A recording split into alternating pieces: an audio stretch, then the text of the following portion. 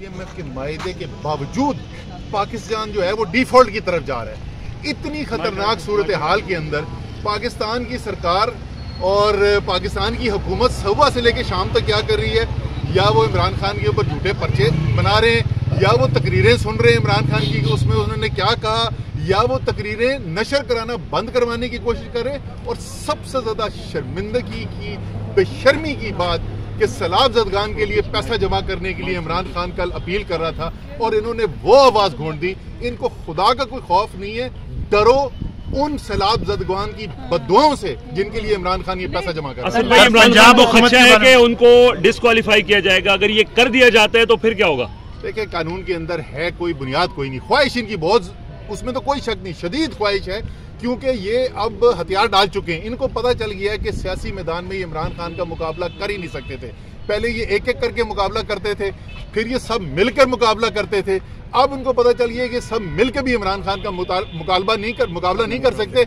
इसलिए अब इनकी ख्वाहिश ये है कि कोई और ही कोई तरीका निकाले, किसी और गिद्दड़ सिंगी से इमरान खान को बाहर निकाला जाए। सर, पंजाब हुकूमत के बारे में क्या कहेंगे? सर कह रहे हैं कि पंजाब की हुकूमत गिर जाएगी। खान साहब ही फैसला करेंगे। सर, पंजाब हुकूमत सर गिर रही है, सर इसके बारे में क्या कहेंगे? पंजाब की हुकूमत जो है ये जो है वो जो सोच रहे हैं वो कहीं बिस्तर से ना गिर जाए, ख्वाब देखते देखते। खान साहब के बाद कौन आएगा? असद उमर होगा या शाह महमूद कुरैशी? इमरान खान के बाद इमरान खान, इसके बाद फिर इमरान खान, इमरान तेरे जान निसार, इमरान तेरे जान निसार, इमरान तेरे जान निसार, इमरान तेरा एक इशारा,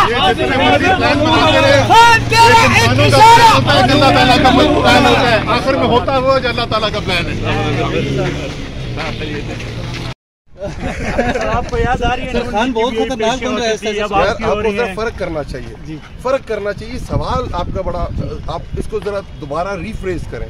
सवाल ये है, आप पे दहशतगर्दी, थैंक यू वेरी मच। आप हमारे ऊपर क्या पनामा के अंदर जो पेपर्स आए, पनामा की जो रेवलेशंस हुई, सर आप पे भी तो फॉरेन फंडिंग का केस आया हुआ है। तो आए उसमें पेश हो रहे हैं। आप तो इस केस की बात कर रहे हैं ना, तो फिर इस केस की बात कर रहे हैं, रिफ्रेश करें इसे। लेकिन सर एक दहशतगर्द जो है 1000 करोड़ रुपया जमा कर रहा है सर, और आज वो जो दहशतगर्दी की अदालत में पेश हो रहा है, इस पे क्या कहेंगे? यही तो है, मज़ाक़ खेज़ है, शर्मनाक है। अब उन्होंने आधी FIR तो हाईकोर्ट ने पहले फारिग कर दी, आधी रह गई है, और 2 लाइनें हैं। अगर देखें जमहूरियत के अंदर मैं सवाल नहीं उठा सकता तो मैं तो डिक्टेटरशिप में रह रहा हूँ। इदारे एक कॉन्स्टिट्यूशन के नीचे काम करते हैं, और कॉन्स्टिट्यूशन की इस्लाह कैसे होती है? आप सहाफ़ी तनकीद करते हैं सर, हमें भी तो उठाते हैं। आप क्यों आप ही उठाते थे हमें? तो हमें सवाल उठाते हैं। अब जब सवाल उठाते थे उनके बारे में सबने बताया हुआ, हामिद मीर ने भी बताया। हामिद मीर तो अब सर वो बहुत हो गया, उसको आपने ऑफ एयर कर दिया था। कौन उठाते थे साथियों का? आप भी बता दीजिए सर, पूछे ना, इनकलाब बताने से हामिद मीर साहब ने तो क्लियर किया था कि हमारी गवर्नमेंट के अंदर। Thank you sir. आज खान साहब की तीसरी पेशी इस्लाम। बुनियादी तौर पे इमरान खान ने खुद प्रेस को स्टेटमेंट दी कि क्या ये दहशतगर्दी का केस बनता है कि एक आदमी कहता है कि मैं कानूनी कार्रवाई करूंगा क्योंकि कस्टडी के अंदर